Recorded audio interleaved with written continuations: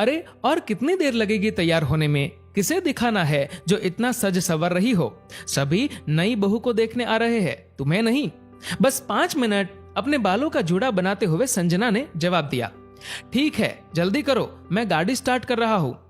जैसे तैसे तैयार होकर संजना बाहर आई तो देखा सारे घर की खिड़कियां खुली है।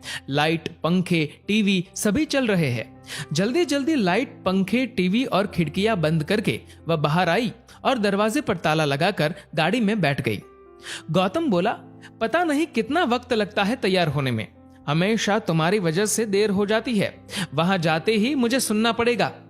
संजना का मूड खराब हो गया और वह उस वक्त रुआंसी हो गई जब उसने देखा कि अपनी देवरानी की मुंह दिखाई के फंक्शन में वह वैसे तो जैसे तैसे ठीक से तैयार हो गई, लेकिन पैरों में स्लीपर पहनकर आ गई। वह गौतम से रुकने का कहती कि उससे पहले ही वह भड़क उठा और संजना चाहकर भी कुछ न बोल पाई। संजना सोचने लगी, कहीं भी जाना हो तो हमेशा उससे मुश्किल से आधा घंटा पहले ही पता चलता है। इस आधे घंटे में उससे उम्मीद की जाती है कि वह खुद भी तैयार हो जाए और बच्चों को भी सलीके से तैयार कर दे। साथ ही कांच की चूड़ी, बिछिया, पायल, सिर पर सिंदूर और गले में मंगलसूत्र तो होना ही चाहिए और बिंदी भी बड़ी ही होनी चाहिए। इसमें जरा सी चूक भी बर्दाश्त तो नहीं की जाती थी। खैर, जैसे तैसे साड़ी से पैरों को छुपाते हुए फंक्शन अटेंड किया। चेहरे पर एक मुस्कान ओढ़ के रख ली और सभी नाते रिश्तेदारों का स्वागत, खान पान और आराम का ख्याल रखने लगी। बड़ी बहू जो है इस घर की, जिम्मेदारी तो बनती है उसकी। आज से ठीक 4 साल पहले ढेर सारे रंग बिरंगी सपने संजोए कुमकुम लगे कदमों से अपने पिया के घर पर पहला कदम रखा था संजना ने।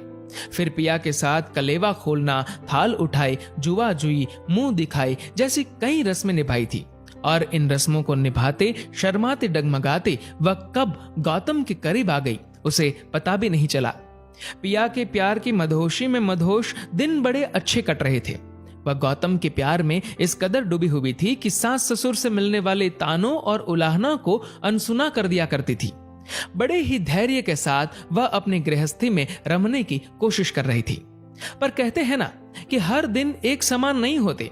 जहां खुशियां आती है वहीं गम की परछाई भी पीछे पीछे आ ही जाती है। संजना हर नई नवेली दुल्हन की तरह घर के सभी सदस्यों का मन जीतने की कोशिश करती, सबकी जरूरतों का ध्यान रखती, सासू जी की हर बात को बिना किसी तर्क वितर्क के मानती। पर फिर भी उसे महसूस होता था कि शायद कोई कमी रह गई है मुझसे। इसीलिए कोई घर में उस तरह से खुश नहीं होता जैसे मेरे मम्मी पापा होते थे। कैसे मेरे मम्मी पापा मेरी एक छोटी सी उपलब्धि पर या छोटी सी सफलता पर ही बड़े खुश हो जाते थे, मुझे प्रोत्साहित करते थे। कोई भी नई सब्जी या पकवान बनाना सीखती थी तो तारीफ भी करते और अगर कोई कमी रह भी जाती तो इस तरह से बताते कि मैं दुगुने उत्साह के साथ उसे सुधारने में लग जाती। लेकिन यहाँ तो जरा सी चूक होने पर ही इतना बुरा डांटते हैं कि रोना ही आ जाता है। कभी याद नहीं आता कि पापा ने कभी जोर से डांटा हो। वह तो ससुराल आकर पता चला कि डांटने वाले पापा भी होते हैं। पिहर में तो पापा ने हमेशा बचाया ही है माँ की डांट और मार से। पर माँ पापा ने संस्कार ही ऐसे दिए कि बड़ों के सामने बोला नहीं जाता, चाहे खुद की गलती हो या ना हो। सब कुछ चुपचाप सुनती और कोई गुंजाइश होती तो सुधारने की कोशिश करती। कभी कभार ज्यादा परेशान हो जाती तो सोचती गौतम से कहूं, पर अगले ही पल अपना फैसला बदल लेती क्योंकि वो समझती थी कि गौतम विश्वास नहीं करेंगे। उनके सामने कभी ऐसा हुआ नहीं, इसलिए जो भी बात होती गौतम की गैर मौजूदगी में ही होती थी, तो वह भला कैसे विश्वास करते। अरे संजना, किन ख्यालों में डूबी हुई हो और ये चाय किसके लिए बना रही हो?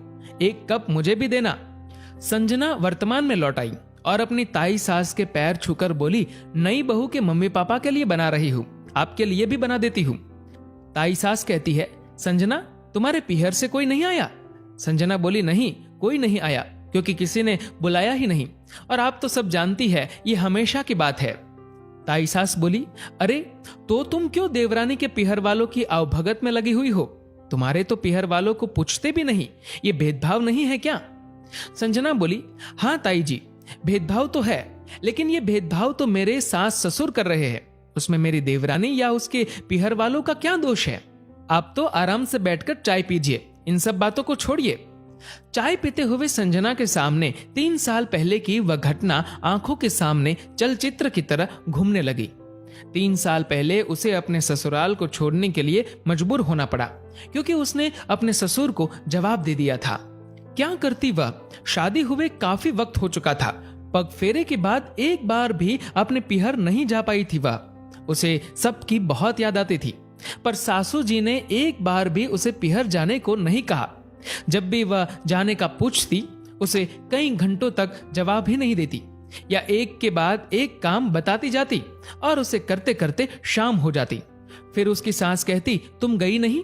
वह मन मारकर रह जाती। एक दिन संजना ने ठान लिया कि सुबह जल्दी तैयार होकर गौतम के साथ ही निकल जाएगी। उस दिन उसने सुबह जल्दी उठकर नाश्ता और खाना साथ ही बना दिया और गौतम के साथ जाने को तैयार हो गई। जैसे ही सासू जी ने संजना को तैयार देखा, वह नाराज सी हो गई। बोली, ये क्या, सुबह सुबह कहां जा रही हो? घर के काम कौन करेगा?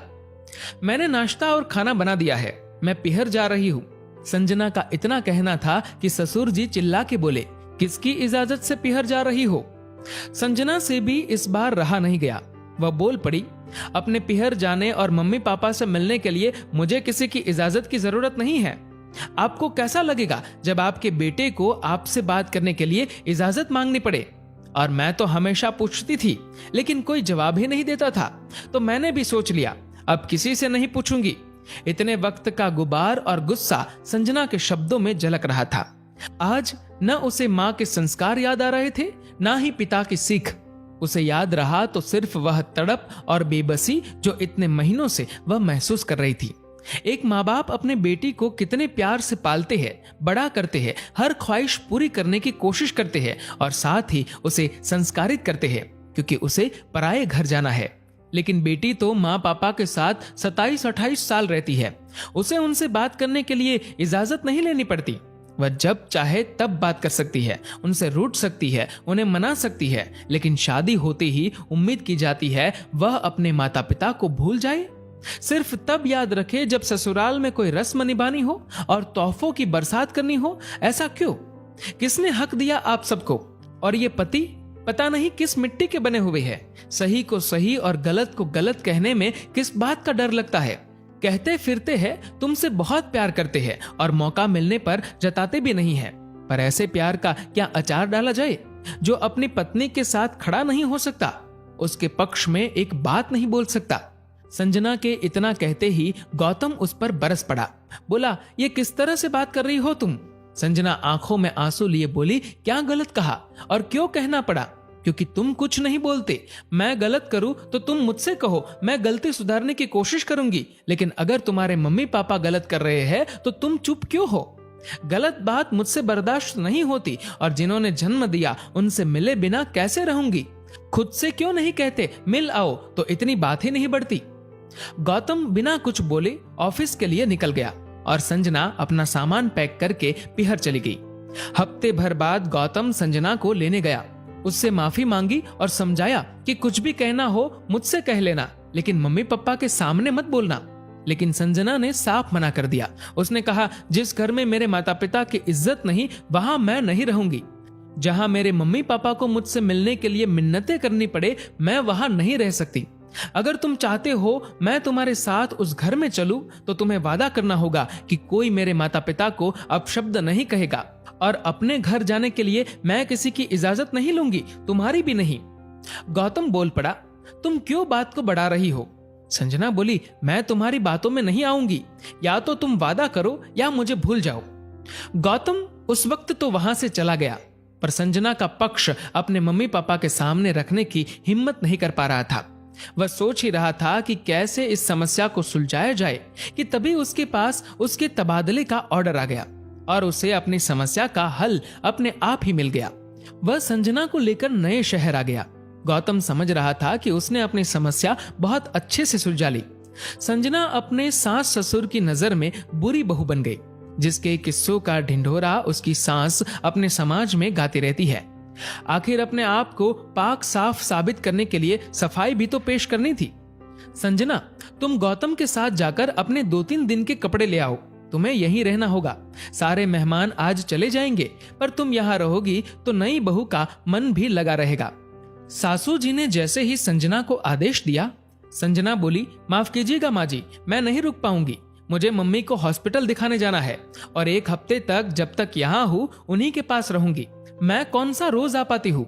रही बात नई बहू की, उसका मन लगाने के लिए देवर जी की जरूरत है, मेरी नहीं। मैं चलती हूँ, मेरा इंतजार मत कीजिएगा। संजना ने बच्चों को बुलाया और गाड़ी के पास खड़े होकर गौतम का इंतजार करने लगी। वह बहुत खुश थी अपने फैसले पर, क्योंकि वह आजाद थी। वह अपने सारे कर्तव्य निभा रही थी। सर पर पल्लू, हाथ में कांच की चूड़ी, पाजेब, बिछिया, सिंदूर सब पहना था उसने। सास ससुर के पैर भी छूती है, चाहे आशीर्वाद मिले या अपमान। जब भी घर में कोई काम होता है, एक बार बुलाने पर तुरंत पहुंच जाती है, लेकिन अपनी जिंदगी अपनी मर्जी से जी रही है। अब उसे अपने घर जाने के लिए, माता पिता से मिलने के लिए, उनके प्रति अपने फर्ज निभाने के लिए किसी की इजाजत नहीं लेनी होती। अब कोई उसके माता पिता की बेइज्जती करने की हिम्मत भी नहीं कर सकता। भले ही वह अपने सास ससुर की अच्छी बहू नहीं बन पाई, पर उसे गर्व है कि वह अपने माता पिता का सम्मान बनाए रख पाई। चाहे समाज उसे बुरी बहू समझे, पर उसके लिए महत्वपूर्ण है कि उसके माता पिता की वह अच्छी बेटी कहलाए। बहू तो सभी बुरी ही होती है, चाहे वह कितना भी कर ले तो वह बुरी ही सही। दोस्तों, इस वीडियो को लेकर आपकी क्या राय है, नीचे कमेंट करके जरूर बताएगा। और अगर आपको ये वीडियो अच्छा लगा हो तो इस वीडियो को लाइक करेगा और ज्यादा से ज्यादा लोगों तक शेयर करेगा। और दोस्तों, ऐसे ही और भी इंस्पिरेशनल वीडियोस के लिए सब्सक्राइब करें हमारे यूट्यूब चैनल को और फेसबुक पर फॉलो करें हमारे पेज को। धन्यवाद।